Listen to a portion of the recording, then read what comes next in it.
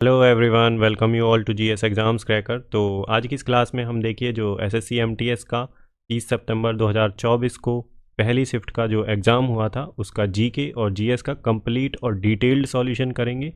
तो जो भी स्टूडेंट एसएससी के किसी भी एग्ज़ाम की प्रिपरेशन कर रहे हैं अपकमिंग एग्ज़ाम्स की जो 2025 में होने वाले हैं, या फिर आरआरबी, एनटीपीसी या जिस भी एग्ज़ाम में जीके जीएस पूछी जाती है, उन सब के लिए ये क्लास मोस्ट इम्पोर्टेंट होगी। और देखिए ये जो हमारी सीरीज़ है एमटीएस की, आज इसका सेकंड लेक्चर है। इसके अलावा एसएससी जो सीजीएल की सीरीज़ है उसमें मैंने 21-22 के करीब शिफ्टों के सॉल्यूशन करा दिए हैं। उसके अलावा एसएससी जो सीएचएसएल है उसका भी जो 2024 में जो पेपर हुआ है प्री का, उसका भी मैं शिफ्टों का सॉल्यूशन करा रहा हूँ जीके जीएस का। तो आपका जो पीवाईक्यू है वो पूरी तीनों की सीरीज चला रखी है मैंने, तो अगर आपने वो नहीं देखी है तो वो भी देख लें। चैनल पर सब कुछ अवेलेबल है और आप देखिए अपना अच्छे से रिवाइज़ करिए। आप जो हम करेंगे ना क्लास में वो देखिए बेसिक टू एडवांस रहेगा और क्वेश्चंस के थ्रू हम सारी जीके कवर कर लेंगे, रिवाइज़ कर लेंगे। आप क्लास को 1 से 2 बार देख लें और वो काफ़ी है इतना, ठीक है। और सारी चीज़ें हम क्लास में याद करेंगे, घर के लिए कुछ नहीं छोड़ेंगे, यहीं आपको सारी चीज़ें याद हो जाएंगी। और जितना आप पीवाईक्यू का रिवीजन करेंगे, जितना आप मॉक टेस्ट लगाएंगे पीवाईक्यू का, उतना आपका जो स्कोर है वो इम्प्रूव होगा काफ़ी। और देखिए भाई, इस क्लास का जो फॉर्मेट रहेगा हिंदी इंग्लिश दोनों में रहेगा, बाइलिंगुअल रहेगी, तो हिंदी में कोई दिक्कत नहीं आएगी। और अगर आपने चैनल को सब्सक्राइब नहीं किया है तो चैनल को सब्सक्राइब कर लें, क्योंकि आने वाले जो क्लासेस के नोटिफिकेशन है वो आपको तुरंत मिल जाए। कंप्लीट 5 साल के पीवाईक्यू कराऊंगा मैं, एसएससी के जितने भी एग्ज़ाम हुए हैं, सीडीएस का हुआ है या फिर स्टेट पीसीएस के जितने भी एग्ज़ाम हुए हैं, सबके पीवाईक्यू कराऊंगा मैं 5 साल के, ठीक है। तो आपको पीवाईक्यू को अच्छे से रिवाइज़ करना है और बार बार क्लास को देखना है। अगर जिसके पास टाइम कम है वो 1.5 या 2x की स्पीड पे देख सकता है, ठीक है। आपको कम पढ़ना है लेकिन उसको रिवाइज़ ज़्यादा करना है, वो ही आपको सक्सेस दिलाएगी जीएस में, ठीक है भाई। क्योंकि फैक्चुअल क्वेश्चन आते हैं मोस्टली, जो कंसेप्चुअल हैं वो नहीं आते हैं, बहुत कम कंसेप्चुअल क्वेश्चन आते हैं, बट फैक्चुअल ज़्यादा पूछता है एसएससी। तो आप चैनल को लाइक, शेयर और सब्सक्राइब करना बिल्कुल ना भूलें। अगर क्लास पसंद आती है तो आप देखिए अपने रिव्यूज़ दीजिए कमेंट सेक्शन में, और क्लास को इंगेजिंग बनाइए, अपना पार्टिसिपेशन रखिए क्लास में और अपने दोस्तों के साथ शेयर करिए ताकि उन्हें भी इस सीरीज़ का फ़ायदा हो सके। तीनों सीरीज़ चल रही हैं, चैनल को सब्सक्राइब कर लीजिए आप, ठीक है। इसमें आपको बहुत ज़्यादा बेनिफिट होगा, ये मैं कह रहा हूँ आपसे। आप जो पुराने बच्चे हैं उन्हें पता है, जो नए हैं तो आप एक बार क्लास देखिए, आपको समझ आ जाएगा सारा कुछ, ठीक है। तो चलिए स्टार्ट करते हैं अपना पहला क्वेश्चन। तो देखिए अपना पहला क्वेश्चन देख लेते हैं। देखो, the pharmacy amendment bill 2023 was introduced in Lok Sabha on 3 August 2023 2023 which amends the. जो फार्मेसी संशोधन विधेयक 2023 को 3 अगस्त 2023 को लोकसभा में पेश किया गया था, जो किस में संशोधन करता है, जो किस बिल में संशोधन किया है, जो फार्मेसी अमेंडमेंट बिल 2023 आया है, तो इसमें किया है संशोधन, बताओ। तो ये है option D, pharmacy act 1948। Factual question है, आप याद रख सकते हैं, नेक्स्ट एग्जाम में पूछ सकता है आपसे, ठीक है। तो फार्मेसी एक्ट 1948 में संशोधन किया है, अमेंडमेंट किया है 2023 में, तो आपको ध्यान रखना है इसके बारे में, ठीक है। तो नेक्स्ट क्वेश्चन देख लेते हैं अपना, क्वेश्चन नंबर सेकंड। देखिए जो क्वेश्चन फैक्चुअल होगा उसमें समझाने का कुछ नहीं है, सिर्फ आपको याद करना है। जो समझाने का होगा, जो कंसेप्चुअल क्वेश्चन होगा, मैं आपको समझाऊंगा काफ़ी अच्छे से, ठीक है, और एक्स्ट्रा इन्फॉर्मेशन भी मिलेगी। तो सेकंड क्वेश्चन क्या कह रहा है, in which state union territory is Losar celebrated to mark the start of the new year in the region.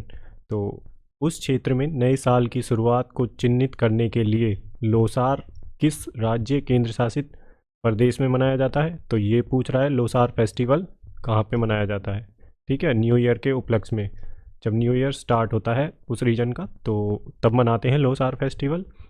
तो ये कहाँ पे मनाया जाता है, तो ये मनाया जाता है लद्दाख में। Option C is the right answer. देखिए ये बुद्धिस्ट फेस्टिवल है, तो ये स्प्रिंग फेस्टिवल है। और ये देखिए आंध्र प्रदेश नहीं है ये जो है लोसार फेस्टिवल जो है ना, देखो आपको आ जाए लद्दाख, अरुणाचल प्रदेश या फिर हिमाचल प्रदेश, ठीक है। इन तीनों में से आपको एक ऑप्शन में दिया रखेगा, तो उन्हीं में से सही होगा। तीनों एक साथ नहीं दे रखा होगा, क्योंकि इन तीनों में मनाया जाता है लोसार फेस्टिवल। और ये बुद्धिस्ट फेस्टिवल है, 3 डेज़ का फेस्टिवल होता है ये, ठीक है। जब न्यू ईयर स्टार्ट होता है तब मनाया जाता है उसमें। तो दूसरे जो स्प्रिंग फेस्टिवल हैं, देखो आंध्र प्रदेश में उगादी के नाम से जानते हैं, और केरला में एक ओनम फेस्टिवल होता है, और आसाम का रागोली बिहू। तो ये तीनों भी आपको याद रखने हैं, नेक्स्ट एग्ज़ाम में पूछ सकते हैं आपसे, ठीक है। उगादी, ओनम फेस्टिवल केरला का, और रागोली बिहू आसाम में, ठीक है। और इसके अलावा डांसेस होते हैं, जो क्लासिकल डांस है वो केरला का है, कौन सा है बताइए। केरला में होते हैं कथकली और मोहिनीअट्टम। और इधर देखिए बिहार में एक छठ पूजा होती है, आपको ये ध्यान रखना है। और लद्दाख में ये लोसार फेस्टिवल होता है। चलिए नेक्स्ट क्वेश्चन देख लेते हैं अपना, ये तीनों भी आपको ध्यान रखने हैं। और लोसार वाला तो काफ़ी जो है रिपीट किया गया है एग्ज़ाम्स में, ठीक है भाई। तो ये आपको ध्यान रखना है, इन तीनों में से कोई भी आ सकता है, लद्दाख आ सकता है, अरुणाचल प्रदेश आ सकता है, या हिमाचल प्रदेश आ सकता है। तो तीनों एक साथ नहीं देगा एग्जामिनर, एक ही देगा, क्योंकि इन तीनों में होता है लोसार फेस्टिवल। ये बुद्धिस्ट जो पीपल हैं वो मनाते हैं, ये नेपाल में मनाया जाता है, और इधर तिब्बत में भी, और इंडिया में लद्दाख में, ठीक है, और अरुणाचल प्रदेश में। चलो नेक्स्ट क्वेश्चन देख लेते हैं अपना, question number 3। Kanak Rele who established Nalanda dance research centre was a performer of which of the following classical dance forms of India. तो कनक रेले, जिन्होंने नालंदा नृत्य अनुसंधान केंद्र की स्थापना की, भारत के निम्नलिखित शास्त्रीय नृत्य रूपों में से किसके कलाकार थे। तो आपको बताना है कनक रेले किससे संबंधित है, कौन सी डांस फॉर्म से वो एसोसिएटेड है। तो वो है मोहिनीअट्टम, ठीक है, तो मोहिनीअट्टम से एसोसिएटेड है। और अब देख लेते हैं, देखो नालंदा जो नृत्य कला महाविद्यालय बोलते हैं, जो नालंदा डांस रिसर्च सेंटर है उसे नालंदा नृत्य कला महाविद्यालय बोलते हैं। और कब एस्टेब्लिश्ड हुआ था, तो ये 1973 में, 1973 में एस्टेब्लिश्ड हुआ था। और किसने एस्टेब्लिश किया था, तो ये कनक रेले जी ने किया था। और फेमस डांस अकेडमिशियन है जो ये हैं पद्म भूषण डॉक्टर श्रीमती कनक रेले, और करंटली अभी हैं Shrimati Uma Rele is the principal of the college. तो अभी प्रिंसिपल हैं उनकी श्रीमती उमा रेले, ठीक है। तो इतना आपको इसके बारे में पता होना चाहिए। और देखिए ये क्लासिकल डांस है मोहिनीअट्टम, मोहिनीअट्टम कहाँ का है, केरला का। और केरला का एक और दूसरा है, वो कौन सा है, कथकली। कथकली, अभी पिछले क्वेश्चन में ओनम फेस्टिवल भी केरला का है। तो हम सारी चीज़ें ना यहीं याद करेंगे, और घर के लिए कुछ भी नहीं छोड़ेंगे हम, ठीक है। मणिपुरी, तो ये मणिपुर का है मणिपुरी। और कथक देखिए ये कहाँ का है, तो ये है उत्तर प्रदेश का। और जो सतरिया है ये है आसाम का, ठीक है। ये सारी चीज़ें आपको याद होनी चाहिए। तो ये क्लासिकल डांस है, ये चारों जो है क्लासिकल डांस है।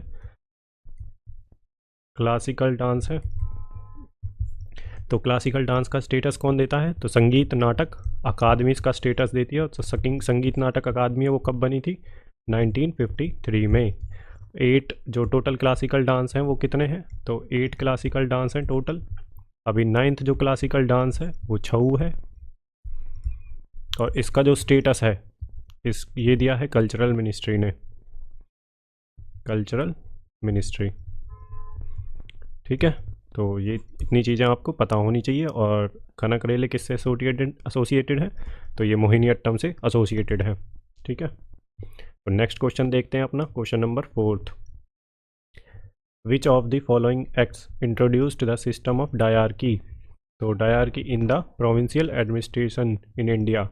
तो निम्नलिखित में से किस अधिनियम ने भारत में प्रांतीय प्रशासन में द्वैध शासन की प्रणाली की शुरुआत की।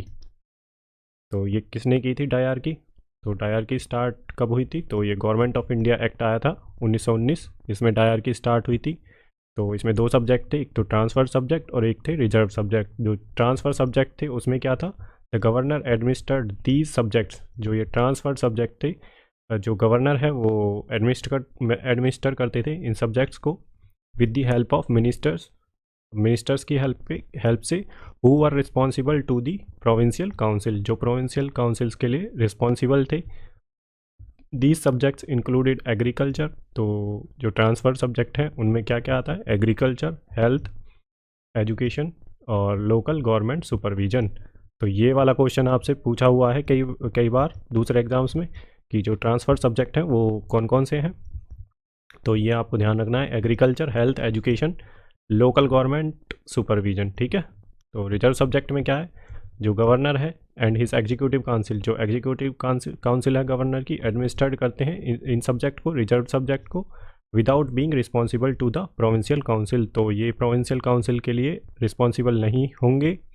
और इनके जो सब्जेक्ट हैं वो हैं finance, law, police, press and justice. तो ये आपको ध्यान रखना है, सब्जेक्ट पूछे जा चुके हैं तो इस पे थोड़ा फोकस रखना है। ठीक है, और जो गवर्नमेंट ऑफ इंडिया एक्ट आया था 1909 का, 1919 का, तो ये मॉडल मिंटो रिफॉर्म था। इसमें क्या है, जो कम्युनल जो इलेक्टोरेट है वो स्टार्ट किया गया था इस वाले एक्ट में, और मॉडल मिंटो, ठीक है, मॉर्ले और मिंटो जो रिफॉर्म है 1909 का, इसमें जो है जो कम्युनल इलेक्टोरेट है वो स्टार्ट किया गया था। ठीक है, तो 35 का जो एक्ट है, government of India act 1935, mostly जो प्रोविज़न है वो इसी वाले एक्ट से लिए गए हैं। जैसे कि फेडरल सिस्टम, जो फेडरल सिस्टम ऑफ गवर्नमेंट है वो इसी से लिया गया है, और जो ऑल इंडिया सर्विसेज हैं वो भी यहाँ से लिया गया है, बाई कैमरलिज्म, इससे काफ़ी सारे प्रोविजंस लिए गए हैं। ठीक है, तो ये आपको थोड़ा सा ध्यान रखना है। 1935 का एक्ट, जो हमारे कॉन्स्टिट्यूशन में प्रोविजंस हैं वो आधे से ज़्यादा इसी से लिए गए हैं 1935 से। और गवर्नमेंट ऑफ इंडिया एक्ट 1947, तो इसमें 2 डोमिनियन स्टेट्स बने थे, इंडिया और पाकिस्तान, इस वाले एक्ट के अनुसार। ठीक है, तो अपना नेक्स्ट क्वेश्चन देख लेते हैं हम, क्वेश्चन नंबर 5।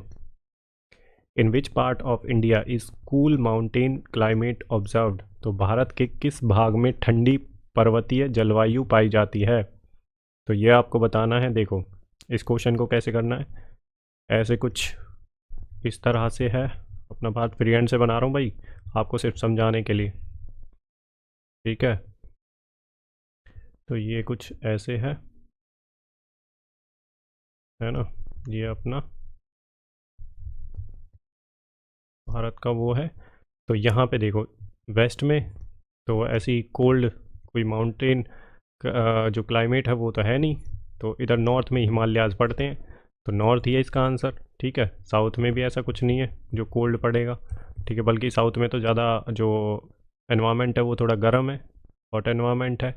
ठीक है, टेम्परेचर थोड़ा ज़्यादा होता है साउथ में। तो नॉर्थ में क्या है, हिमालयाज़ हैं, तो कोल्ड टेम्परेट यही है। तो in which part of India is a cool mountain climate, तो कूल माउंटेन क्लाइमेट के बारे में बात कर रहा है ये, तो ऑब्जर्व, तो ये है नॉर्थ में। नॉर्थ में ये हिमालय, यहाँ से यहाँ तक ट्रांस हिमालय, जिसमें काराकोरम, लद्दाख और जास्कर आते हैं, फिर ग्रेट हिमालय, लेसर हिमालय, पीर पंजाल, सिवालिक्स। ठीक है, यहाँ पे विंध्यांज और सतपुरा रेंज पड़ती हैं, अजंता रेंज पड़ती हैं। ठीक है, तो ये आपको ध्यान रखना है, थोड़ा जो इंडिया का मैप है उसको अपना स्ट्रॉन्ग बनाना है, तभी आपके ये क्वेश्चंस बहुत आसानी से हो पाएंगे। बट ये क्वेश्चन बहुत ईजी था, तो इसको आप एलिमिनेट कर लेंगे। वेस्ट भी नहीं है, साउथ भी नहीं है, ईस्ट भी, नॉर्थ ईस्ट होता है तब थोड़ा सा मान लेते, बट ईस्ट में नहीं है, तो ये नॉर्थ ही है इसका आंसर। तो option C is the right answer. ठीक है भाई, तो नेक्स्ट क्वेश्चन देख लेते हैं अब, question number 6। Who was the founder of Mauryan dynasty. तो मौर्य वंश के संस्थापक कौन थे। तो देखो अलग अलग डायनेस्टी के जो फाउंडर्स हैं वो पूछता रहता है। तो मौर्यन डायनेस्टी जो है ये कब आई थी, तो 321 से और 185 BC तक। ठीक है, इनका कार्यकाल रहा था BCE तक। ठीक है, तो जो इसकी स्थापना की थी तो ये चंद्रगुप्त मौर्य ने की थी। जो धनानंद था, नंदा डायनेस्टी का जो धनानंद था, लास्ट रूलर था धनानंदा, तो इसको हराया था चंद्रगुप्त मौर्य ने 321 में। और जो अपना जो साम्राज्य है वो स्थापित किया था मौर्य डायनेस्टी। तो उसके बाद आए थे चंद्रगुप्त मौर्य के बाद, ये चंद्रगुप्त मौर्य, इनके बाद आए थे बिंदुसार, और बिंदुसार के जो पुत्र थे वो थे अशोका के बाद कुणाल और दशरथ, और उसके बाद जो इसका लास्ट रूलर था मौर्यन डायनेस्टी का वो था बृहद्रथ। और इसका जो मंत्री था बृहद्रथ का, कौन, सूंगा। ठीक है, तो जो है सुंगा डायनेस्टी आई थी। तो सुंगा जो इसका मिनिस्टर था, इसने बृहद्रथ को मार दिया था और अपनी जो डायनेस्टी है सुंगा डायनेस्टी वो स्थापित कर ली थी डायनेस्टी। ठीक है, तो ये पोस्ट मौर्यन में आती है, पोस्ट मौर्यन एम्पायर। ठीक है, तो इंडिजीनियस डायनेस्टी थी। पुष्यमित्रा सुंग थे इसके जो फाउंडर थे, पुष्यमित्रा सुंग। ठीक है, ये मिनिस्टर थे बृहद्रथ के टाइम में। तो इन्होंने बृहद्रथ को मार दिया था, तो खुद की डायनेस्टी स्थापित कर ली थी, सुंगा डायनेस्टी, पुष्यमित्रा सुंग। ठीक है, तो ये इतनी चीज़ें आपको पता होनी चाहिए। तो ये डायनेस्टी थी जो इंडिजीनियस डायनेस्टी थी, इंडिजीनियस डायनेस्टी थी। ठीक है, 3 डायनेस्टी थी पोस्ट मौर्यन के बाद। पोस्ट मौर्यन जो एम्पायर था ये 200 BC से और 250 CE तक था। ठीक है, तो इसमें 3 डायनेस्टी थी इंडिजिनस और बाकी थी फॉरेन डायनेस्टी। तो इसमें थी सुंगा, कानवा और सतवाहना। तो इधर थी जो फॉरेन डायनेस्टी थी वो इंडो ग्रीक्स थे और साकाज थे, पार्थियंस थे और कुशानाज थे। ठीक है, इतना आपको पता होना चाहिए। कुशानाज में जो कनिष्क इनका इम्पोर्टेंट रूलर था, कनिष्का, तो उसके टाइम में क्या हुई थी, तो उसके टाइम में 4th बुद्धिस्ट काउंसिल हुई थी 72 AD में, जो कि हुई थी कहाँ पे, कश्मीर में। ठीक है, तो मैंने आपको देखो पूरा मौर्यन और उसके बाद वाली डायनेस्टी बता दी है, टाइम पीरियड भी मैंने आपको बता दिया है। 1-2 ऊपर नीचे हो सकता है, इनमें से 320 हो सकता है कहीं पे। ठीक है, तो बाकी 185 BC तक इनका रूल रहा था। फिर 1 AD से यहाँ से 200 BC के आसपास से और 250 CE के आसपास इनका रूल रहा था, 450 BC तक, 450 साल तक, ईयर्स तक। ठीक है, जो पोस्ट मौर्यन रूलर्स हैं। तो अब नेक्स्ट क्वेश्चन देख लेते हैं अपना। देखो मैंने सारा रिवाइज करवा दिया है आपको, तो फाउंडर्स आपको याद रखने हैं। ठीक है, इसको एलिमिनेट कर सकते हैं। तो विक्रमादित्य है नहीं, तो बिंदुसार, अशोका और चंद्रगुप्त। तो चंद्रगुप्त ने नंदा डायनेस्टी का जो रूलर था धनानंद, उसे हराया था, तभी जाके जो डायनेस्टी है मौर्यन डायनेस्टी वो स्थापित की थी। ठीक है, उसके बाद बिंदुसारा सेकंड और थर्ड पे अशोका। नेक्स्ट क्वेश्चन देख लेते हैं अपना। तो इसका आंसर है C, चंद्रगुप्त मौर्य। ठीक है भाई, नेक्स्ट क्वेश्चन देख लेते हैं अपना, question number 7। As of 31 October 2023 the senior most member in the term of age in the 17th Lok Sabha, तो Shafiqur Rahman Barq represents which political party. तो 31 अक्टूबर 2023 तक 17वीं लोकसभा में सबसे वरिष्ठ सदस्य उम्र के मामले में शफीकुर रहमान बर्क किस राजनीतिक दल का प्रतिनिधित्व करते हैं। तो किस राजनीतिक पार्टी से, पॉलिटिकल पार्टी से एसोसिएटेड है शफीकुर रहमान बर्क, जो 17th लोकसभा थी उसमें MP थे। तो ये हैं समाजवादी पार्टी।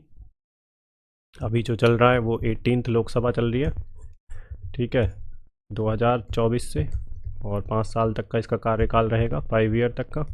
ठीक है, तो नेक्स्ट क्वेश्चन देख लेते हैं अपना। ये क्वेश्चन वैसे इतना ज़्यादा इम्पोर्टेंट है नहीं, अजीब सा ही क्वेश्चन पूछ लिया इन्होंने, ऐसे कौन याद रखता है भाई। चलो ठीक है, फिर भी अब पूछ लिया तो याद रखेंगे हम, नेक्स्ट एग्जाम में पूछ लो। नेक्स्ट क्वेश्चन देख लेते हैं, question number 8। Which of the following books is written by Dadabhai Naoroji. तो दादा भाई नौरोजी ने कौन सी बुक लिखी है, निम्नलिखित में से कौन सी पुस्तक दादा भाई नौरोजी द्वारा लिखी गई हैं। तो पॉवर्टी एंड इंडिया नहीं, और इम्पोर्टेंट चैप्टर्स ऑफ पॉवर्टी नहीं। पॉवर्टी से एसोसिएटेड तो है ये, इन्होंने लिखी तो पॉवर्टी से एसोसिएटेड बुक है, लेकिन ये नहीं लिखी, ये भी नहीं लिखी। Economics history of India no, तो इनकी जो बुक है वो है poverty and unBritish rule in India. Option C is the right answer. अब थोड़ा सा देख लेते हैं दादा भाई नौरोजी के बारे में। तो इन्हें grand old man of India के नाम से भी जानते हैं, और 1866 में, 1866 में इन्होंने ईस्ट इंडिया एसोसिएशन की स्थापना करी। ये पूछा जा चुका है क्वेश्चन, याद रखना है आपको। He served as the president of Congress के 3 बार प्रेसिडेंट रहे हैं, INC के, इंडियन नेशनल कांग्रेस के। तो कौन से सेशन में, 1886 में कलकत्ता सेशन में प्रेसिडेंट रहे थे, और 1893 में लाहौर सेशन में प्रेसिडेंट रहे थे, और उसके बाद 1906 का जो सेशन हुआ था उसमें ये प्रेसिडेंट रहे थे। ठीक है, तो और देख लेते हैं। Dadabhai Naoroji was one of the proponent of drain theory. तो ड्रेन थ्योरी के प्रोपोनेंट रहे हैं ये, 1867 में दी थी, ये भी क्वेश्चन पूछा जा चुका है। और विच एक्सपोज द इकोनॉमिक एक्सप्लॉयटेशन, जो ट्रेन थ्योरी थी इसमें क्या बताया कि जो एक्सप्लॉयटेशन हो रहा है इंडिया का ब्रिटिशर्स के द्वारा उसको बताया गया है। और इनकी बुक है un-British rule in India, poverty and unBritish rule in India, 1901 में लिखी थी। तो ये सारी चीज़ें आपको पता होनी चाहिए और ये क्वेश्चंस पूछे जा चुके हैं पिछले एग्जाम्स में, आने वाले में पूछे जा सकते हैं, मोस्ट इम्पोर्टेंट। ठीक है भाई, तो देखिए आपको जितनी इन्फॉर्मेशन मिल रही है ना ये मोर देन इनफ है। तो आप सोच सकते हैं इस लेक्चर की इम्पोर्टेंस, इस सीरीज़ की इम्पोर्टेंस कितनी है। आप एक क्वेश्चन से 10 क्वेश्चन कर रहे हो, एक क्वेश्चन से 5 क्वेश्चन कर रहे हो, ठीक है। तो इसकी इम्पोर्टेंस समझो आप इस क्लास की, इस लेक्चर की। तो चैनल को सब्सक्राइब कर लो और अपने दोस्तों के साथ ज़रूर शेयर करो, ठीक है। और अपने रिव्यूज़ कमेंट सेक्शन में ज़रूर दें कि आपको क्लास कैसी लग रही है, आप और किस तरह से लेक्चर्स चाहते हैं, किसके PYQ और चाहते हैं, ठीक है। और इसका यूटिलाइज़ करिए आप इस सीरीज़ का, आपके लिए ये है ये। तो क्वेश्चन नंबर, और मज़े मज़े में पढ़ना है, ऐसा स्ट्रेस नहीं लेना दिमाग पे कि ये सारी चीज़ें याद कैसे रखनी है। बस क्लास को देखिए 1 से 2 बार और इतना बहुत है। और कंप्लीट देखनी है क्लास। अब आप कंप्लीट नहीं देखोगे तो आपको कोई फ़ायदा नहीं होने वाला है जब तक आप कंप्लीट क्लास नहीं देखेंगे। तो आपको क्लास कंप्लीट देखनी है, ठीक है। तो क्वेश्चन नंबर 9 देख लेते हैं। The historical fiction the glory of Patan by K.M. Munshi was originally written in which following in which Indian language। तो K.M. मुंशी द्वारा ऐतिहासिक कथा द ग्लोरी ऑफ पाटन मूल रूप से किस भारतीय भाषा में लिखी गई थी। तो ये थी, देखो पाटन से आप समझ सकते हैं पाटन गुजरात में है। तो आपको अगर नहीं भी आता है ये क्वेश्चन तो बहुत आसानी से आप निकाल ले जाएंगे। वर्ड एसोसिएशन भी करके देखिए, कई बार जब क्वेश्चन नहीं होता है ना तो वर्ड एसोसिएशन लगाइए। तो मैं आपको थोड़ी सी ना एलिमिनेशन ट्रिक भी बता रहा हूँ कि अगर आपको क्वेश्चन नहीं आता है तो आप किस तरह से आप क्वेश्चन को निकाल सकते हैं। तो ग्लोरी ऑफ पाटन, पाटन मतलब गुजरात, तो गुजराती में ही लिखी होगी ये मुंशी ने। तो option D is the right answer, ठीक है भैया। तो नेक्स्ट क्वेश्चन देख लेते हैं अपना, question number 10। On which date did Punjab abolish the legislative council. तो पंजाब ने विधान परिषद को किस तारीख को समाप्त किया था। तो लेजिस्लेटिव काउंसिल को बोलते हैं विधान परिषद। तो ये क्वेश्चन CGL में आ चुका है कि जो अपर हाउस होता है स्टेट का, अपर हाउस होता है स्टेट का, उसे क्या बोलते हैं। तो उसे बोलते हैं विधान परिषद, ठीक है। तो ये थी पहले पंजाब में। तो पंजाब ने कब अबॉलिश कर दिया इसको, तो 1 जनवरी 1970 को पंजाब ने अबॉलिश कर दिया। तो इसका जो ऑप्शन है, option D is the right answer. अब थोड़ा देख लेते हैं। देखो जो लेजिस्लेटिव काउंसिल है स्टेट में, किन किन स्टेट में है अभी फ़िलहाल, तो आंध्र प्रदेश में है, बिहार में है, कर्नाटका में है, महाराष्ट्र में है, तेलंगाना में और उत्तर प्रदेश में। तो 6 स्टेट हैं जहाँ पे लेजिस्लेटिव काउंसिल है अभी। आप ऐसे याद रख सकते हैं, साउथ में देखो आंध्र प्रदेश, यहाँ पे पड़ता है कर्नाटक, ठीक है। और इधर तेलंगाना, आंध्र प्रदेश, तेलंगाना, कर्नाटक, और इससे कर्नाटक के ऊपर महाराष्ट्र, और इधर 2 स्टेट हैं ऊपर, यूपी और बिहार, ठीक है। टोटल 6 स्टेट हो गए आपके जिनमें लेजिस्लेटिव काउंसिल है। तो इसके जो इलेक्शन होते हैं, देखो ये क्वेश्चन बहुत इंपॉर्टेंट है, कई बार पता नहीं होता है और एग्ज़ाम में आ जाता है। तो इलेक्शन जो होते हैं इसके लेजिस्लेटिव काउंसिल के, इसमें जो पार्टिसिपेट करते हैं तो वो कौन कौन पार्टिसिपेट करते हैं। देखो इसमें काफ़ी ग्रुप्स पार्टिसिपेट करते हैं। देखो जो लोकल अथॉरिटीज़ हैं, 1/3 ऑफ मेंबर्स आर इलेक्टेड। जो इसके काउंसिल के 1/3 मेंबर होते हैं वो इलेक्ट किए जाते हैं लोकल अथॉरिटीज़ के द्वारा, consisting of local authority members. तो 1/3 किसके द्वारा, members are elected by electorates consisting of local authority members के द्वारा। दूसरा जो ग्रेजुएट्स होते हैं 1/12 मेंबर्स, इनके द्वारा इलेक्ट किए जाते हैं, ठीक है। इनमें होते हैं graduates who have resided in the state, जो स्टेट में पिछले 3 साल से रह रहे हों या 3 साल रह चुके हों, तो वो पार्टिसिपेट करते हैं इसमें। और टीचर्स देखिए 1/12 जो होते हैं 1/12, ये है 1/3, तो ये है 1/12। Members are elected by electorates consisting of teachers, teachers करते हैं इलेक्ट 1/12 को। और जो लेजिस्लेटिव असेंबली होती है 1/3 of the members are elected by the legislative assembly, जो लेजिस्लेटिव असेंबली होती है उनके द्वारा 1/3 मेंबर्स को इलेक्ट किया जाता है। तो ये जो कंडीशंस हैं आपको याद रखनी है कि इनके इलेक्शन में कौन कौन पार्टिसिपेट करता है, कितने मेंबर्स इलेक्ट किए जाते हैं। अब देख लेते हैं 169 आर्टिकल में क्या है।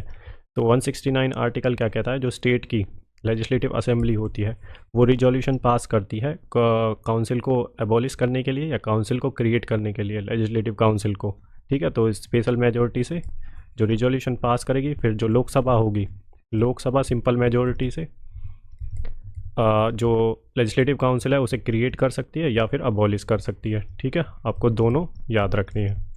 अब आर्टिकल 171 में क्या है, इसकी स्ट्रेंथ दे रखी है। जो कॉन्स्टिट्यूशन का आर्टिकल 171 है, तो इसमें स्ट्रेंथ है कि जो लेजिस्लेटिव काउंसिल है उसकी स्ट्रेंथ कितनी होनी चाहिए, तो 1/3 होनी चाहिए।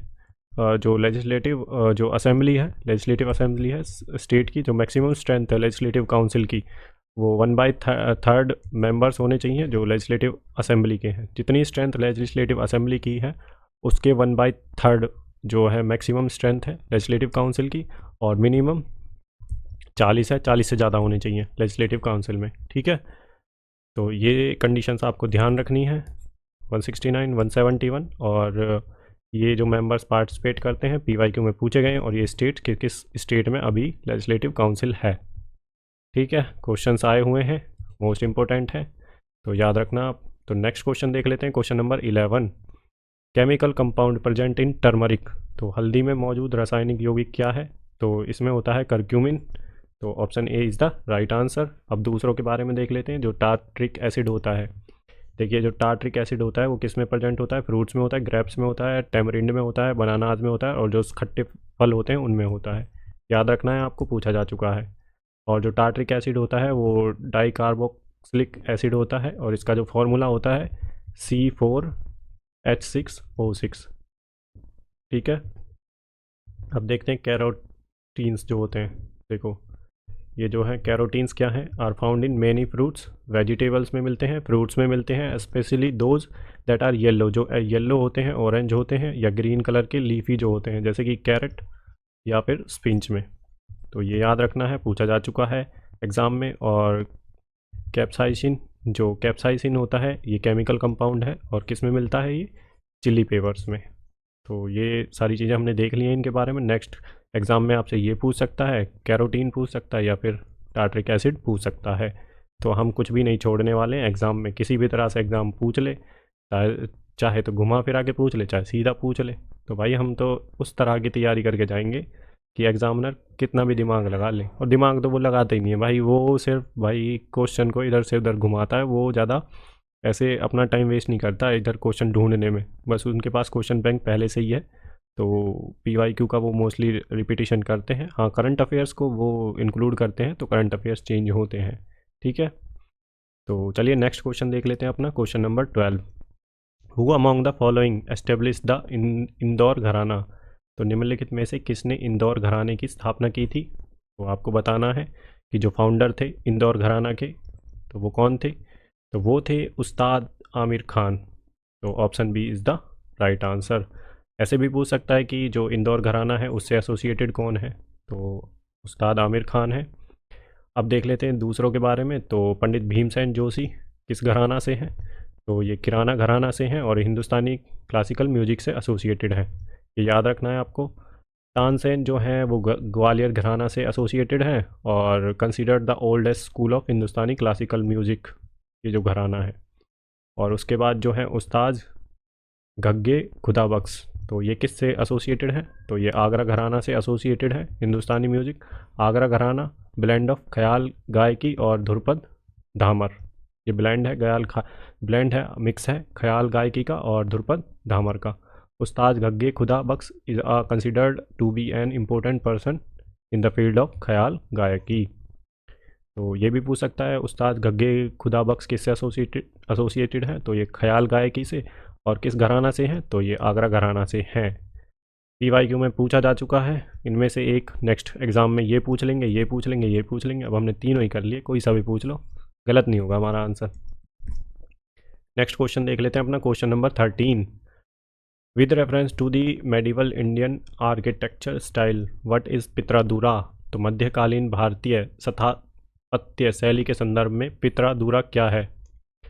तो देखिए भाई, पित्रादुरा आपने अगर थोड़ी सी भी मेडिवल में आर्ट एंड कल्चर पढ़ा है तो आप इस क्वेश्चन को बड़ी आसानी से कर लेंगे। अब देखिए हम ऑप्शन देखते हैं।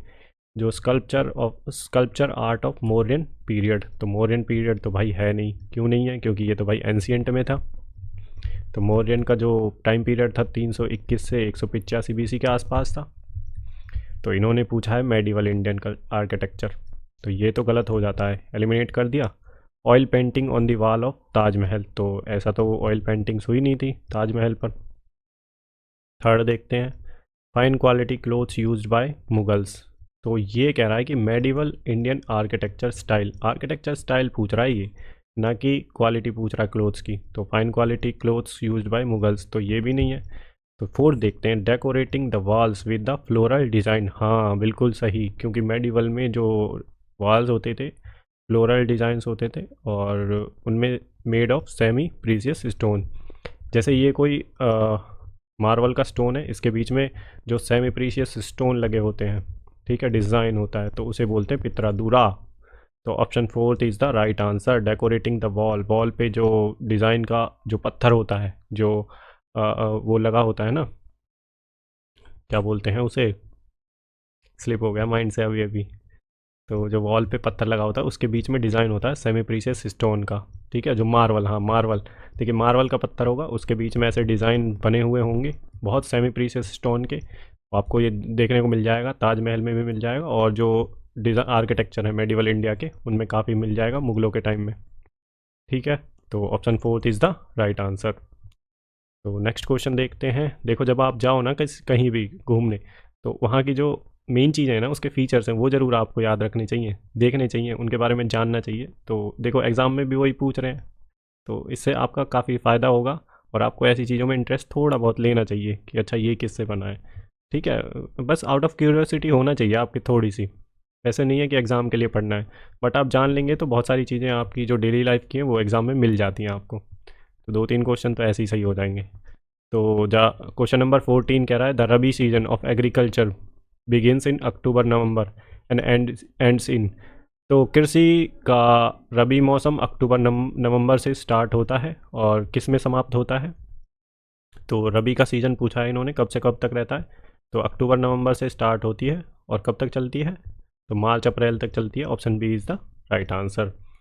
अब जो होती है रबी क्रॉप्स, तो रबी क्रॉप्स में कौन कौन से होते हैं, देखो जो वीट होता है, बारले होता है, पीज होते हैं, ग्राम्स, मस्टर्ड, सरसों, ओट्स और लिनसीड्स, तो ये रबी की क्रॉप्स हैं।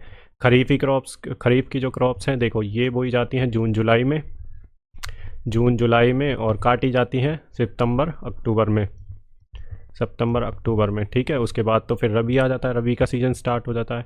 तो जो खरीफ क्रॉप्स हैं require high temperature and humidity, जो मानसून सीज़न है उसमें बोई जाती हैं, ठीक है। और जो काटते टाइम इनको ड्राई एनवायरनमेंट चाहिए। और ये जो होती हैं, कौन कौन सी फसलें हैं इसमें खरीफ में, तो राइस, मेज़, millet, ragi, pulses, soybean and groundnut, तो ये हैं आपकी रबी की फसलें।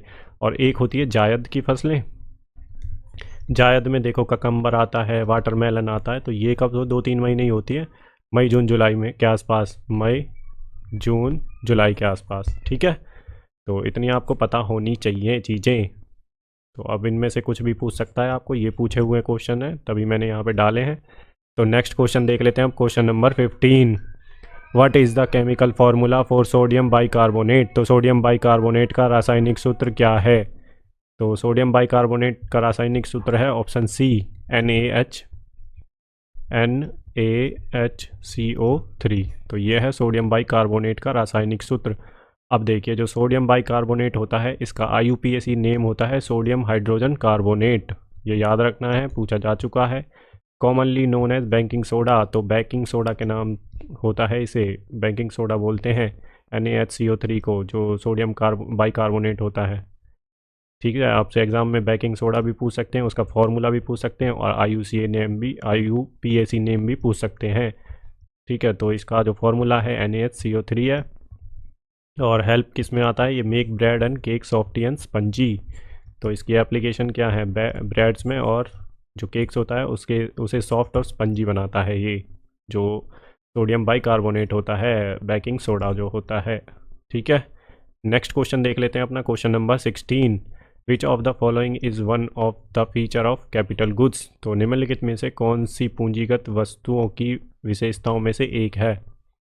तो आपको कैपिटल गुड्स की जो फीचर्स हैं इनमें से कौन सा है, देखिए इनएक्सपेंसिव, ये तो गलत है, ये तो हो नहीं सकता है। तो option B, they are inexpensive, नहीं ऐसा तो नहीं है, दे आर इनएक्सपेंसिव, एक्सपेंसिव तो होते हैं भाई ये। कैपिटल गुड्स, और they are Giffen goods, Giffen goods दूसरे होते हैं, और इन्फीरियर गुड्स इनके बारे में हम सबके बारे में देखते हैं। तो इसका जो आंसर है ड्यूरेबल होते हैं। देखो भाई, जो कैपिटल गुड्स होते हैं ना, जो एसेट्स होते हैं कंपनी के, जैसे मशीनरी हो गई, इंफ्रास्ट्रक्चर हो गया, कैपिटल गुड्स में ये आते हैं, ठीक है। तो ये ड्यूरेबल होते हैं, ठीक। तो option A is the right answer. अब थोड़ा सा देख लेते हैं हम इस जो कैपिटल गुड्स है इसके बारे में। ये देखिए, टेंजिबल एसेट्स होते हैं जिन्हें हम छू सकते हैं, है ना, उनको बोलते हैं टेंजिबल एसेट्स। तो capital goods are physical assets, physical assets होते हैं that are business purchase to produce goods और सर्विसेज। तो ये किस लिए यूज होते हैं? तो बिजनेस में जब कोई काम करता है बंदा, तो उसके जो गुड्स होते हैं सर्विसेज को प्रोड्यूस करने में काम आते हैं, ठीक है।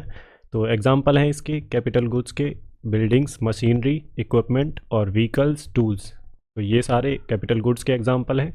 ड्यूरेबल होते हैं, इसके फीचर्स क्या हैं? तो ये ड्यूरेबल होते हैं, capital goods are durable, don't wear out quickly. तो ये काफ़ी टाइम चल जाते हैं, ड्यूरेबल होते हैं। Not easily convertible to cash, तो ये ईजिली कन्वर्टिबल नहीं होते कैश में। Capital goods are not easily converted to cash. तो यूज टू इंक्रीज प्रोडक्शन, तो प्रोडक्शन को इंक्रीज़ करने के लिए ही भाई जो इंफ्रास्ट्रक्चर है वो, उसकी वजह से ही तो प्रोडक्शन होगा ना। जो इंफ्रास्ट्रक्चर, मशीनरी यूज हो रही है प्रोडक्शन में, कैपिटल गुड्स जो हैं, तभी तो हम प्रोडक्शन कर पाते हैं गुड्स का और सर्विसेज का, कैपिटल गुड्स की वजह से। तो इनका काफ़ी यूज़ होता है प्रोडक्शन इंक्रीज़ करने में। अब देखते हैं गिफन गुड्स। तो जो गिफन गुड्स होते हैं is a low income non luxury products होते हैं that consumers buy more when the price increase. तो जैसे कि ये होते हैं लो इनकम गुड्स, जो गिफन गुड्स होते हैं, लग्जरी गुड्स भी नहीं होते, नॉन लग्जरी गुड्स होते हैं। और जब क्या होता है कि इनका प्राइस इंक्रीज होता है तो कंज्यूमर्स ज़्यादा खरीदता है इन्हें। This is counter to law of demand, जो लॉ ऑफ डिमांड है उसका काउंटर होता है। क्योंकि देखिए, लॉ ऑफ डिमांड में क्या होता है, जब डिमांड इंक्रीज होती है तो उसके प्राइस इंक्रीज होते हैं। तो जैसे ही प्राइस इंक्रीज होते हैं तो फिर डिमांड उस चीज़ की कम हो जाती है। प्राइस इंक्रीज होंगे तो डिमांड कम होगी, डिमांड। तो ये उसका अपोजिट है, यहाँ पे प्राइस भी इंक्रीज हो रहे हैं और डिमांड भी इंक्रीज हो रही है। तो गिफन गुड्स का जो है यही है, लॉ ऑफ डिमांड के अपोजिट होता है, which state that most demand for goods decrease when the price goes up. ये है लॉ ऑफ डिमांड कि जब प्राइस इंक्रीज होता है किसी भी गुड्स का तो उसकी डिमांड कम हो जाती है। तो गिफन गुड्स का एग्जांपल क्या है?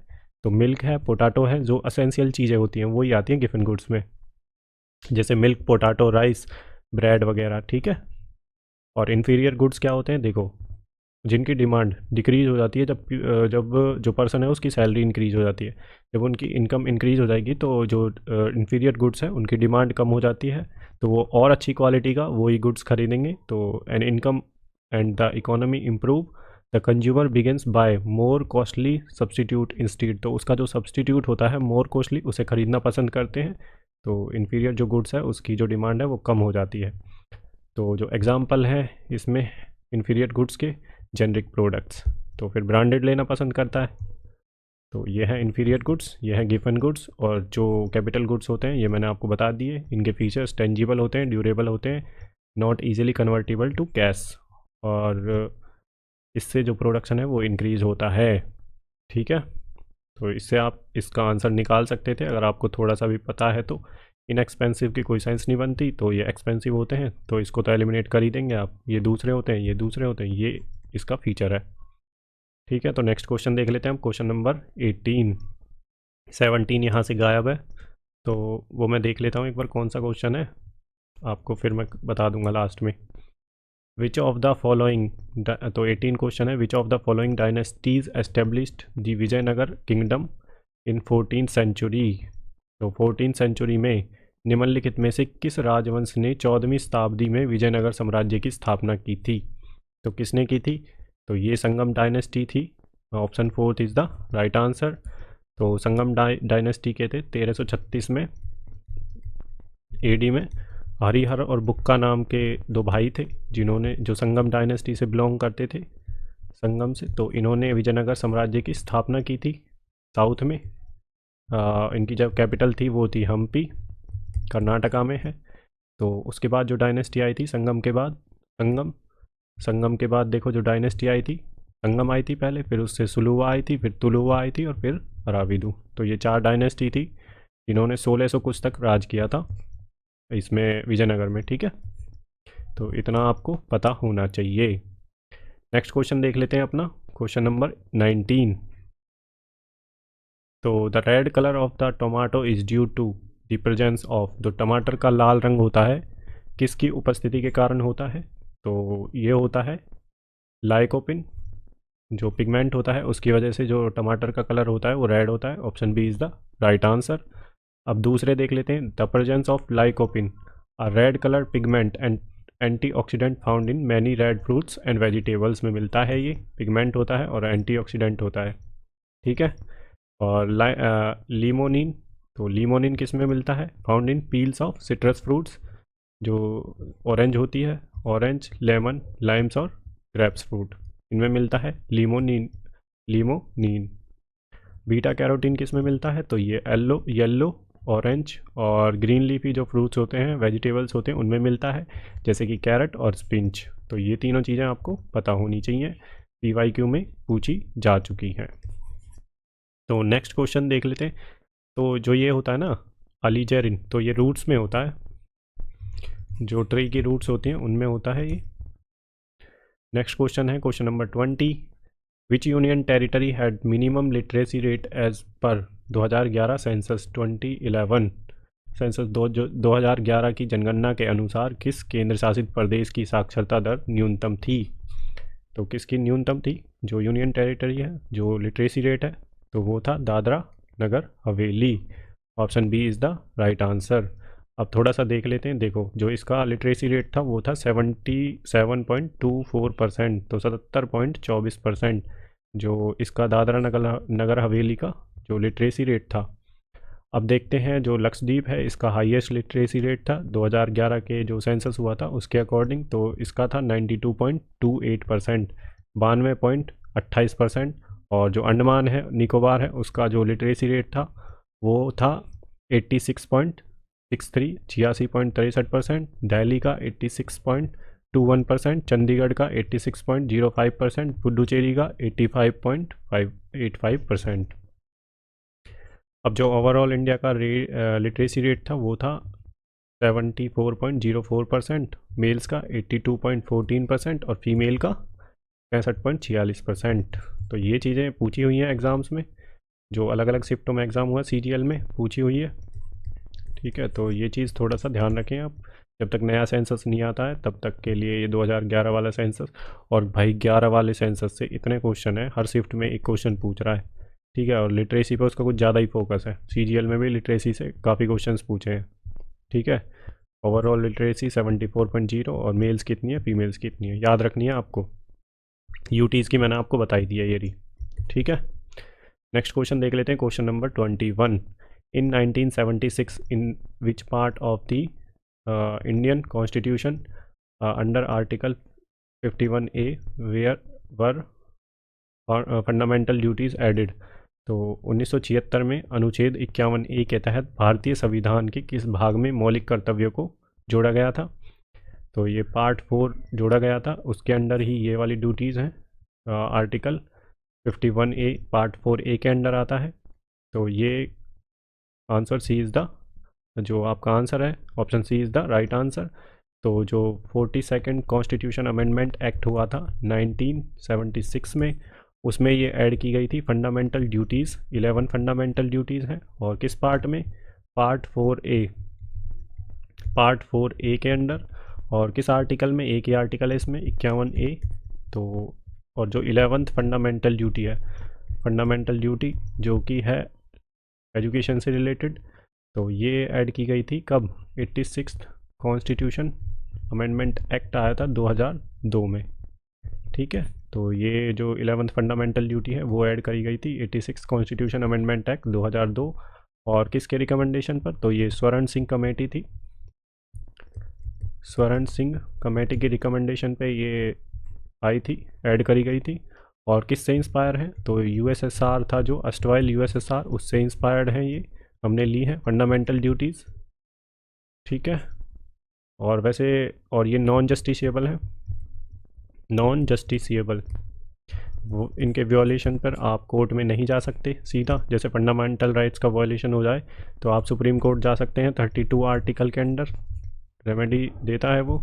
और हाई कोर्ट भी जा सकते हैं आप 226 के अंडर, आर्टिकल 226 के अंडर, बट इसमें नहीं जा सकते अगर वायलेशन हो जाता है तो। बट फंडामेंटल ड्यूटीज़ को जो पार्लियामेंट है ला के द्वारा एनफोर्स कर सकता है, ठीक है, बट वैसे नॉन एनफोर्सेबल हैं ये। तो ये सारी चीज़ें आपको ध्यान रखनी है। और जो हमारा ओरिजिनल कॉन्स्टिट्यूशन था उसमें फंडामेंटल ड्यूटीज़ नहीं थी, तो ये 42nd constitution amendment act, CAA का मतलब है कॉन्स्टिट्यूशन अमेंडमेंट एक्ट 1976 में ऐड करी गई थी। इतनी इन्फॉर्मेशन आपको याद होनी चाहिए फंडामेंटल ड्यूटीज़ से। अब नेक्स्ट क्वेश्चन देख लेते हैं अपना, question number 22। 22 with which sports is Sanjana Bathula associated. Sanjana Bathula का संबंध किस खेल से है? तो ये है option A is the right answer, roller skating से इसका संबंध है।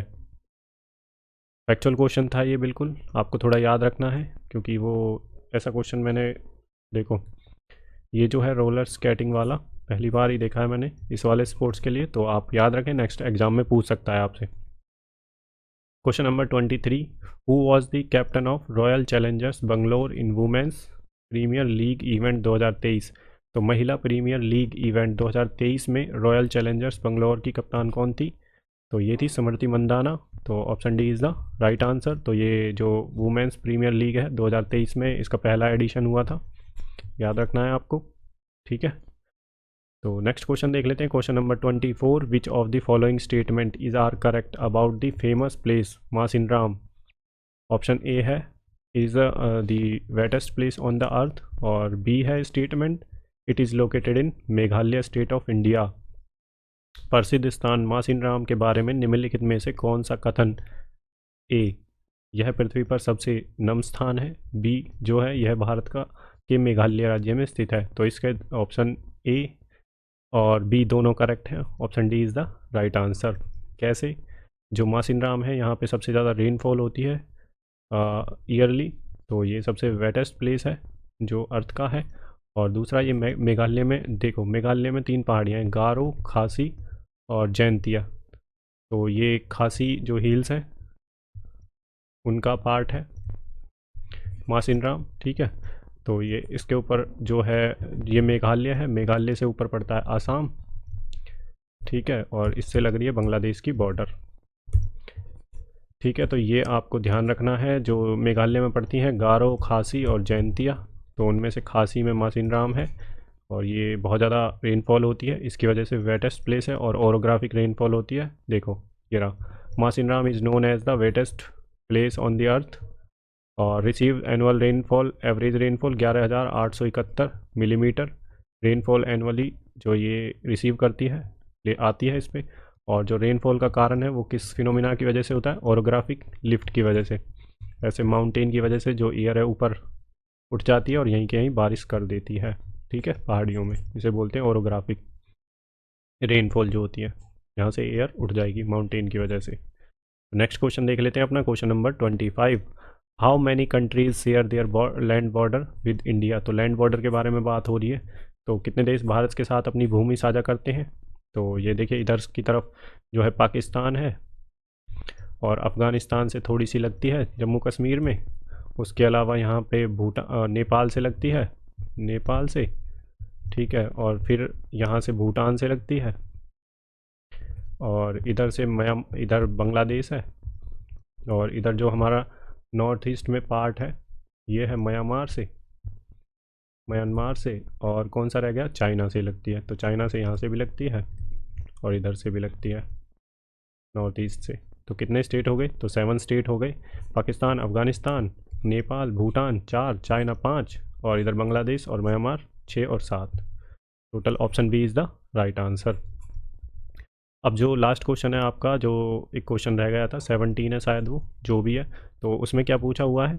तो उसमें पूछा हुआ है जो पद्मा अवार्ड्स हैं, पद्मा जो अवार्ड्स हैं तो उनका जो ऑर्डर है वो पूछा गया है कि हाईएस्ट टू लोएस्ट बताना है आपको।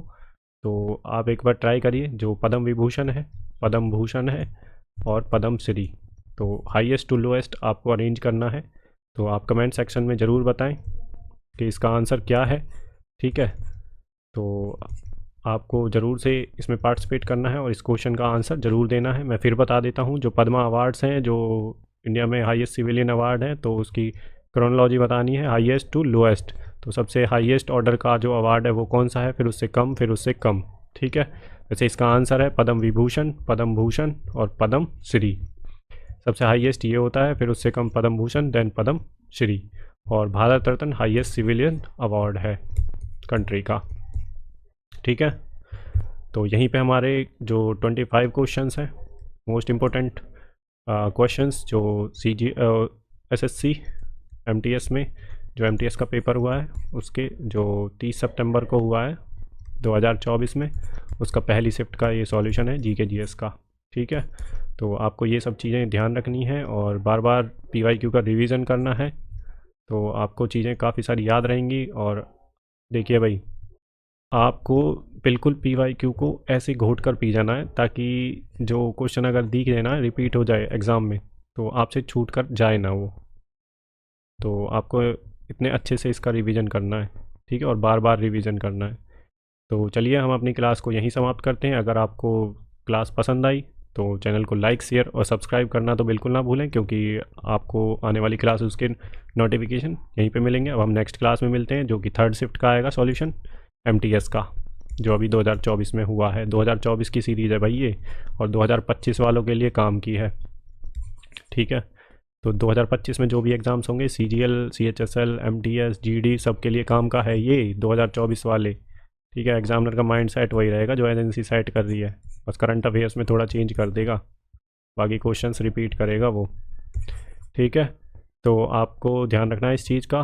और चलो यहीं पे अपनी जो क्लास है उसे ख़त्म करते हैं। तब तक के लिए अपना ध्यान रखिए और मिलते हैं नेक्स्ट क्लास में। तब तक के लिए अपना ध्यान रखिए और जय हिंद, गुड बाय।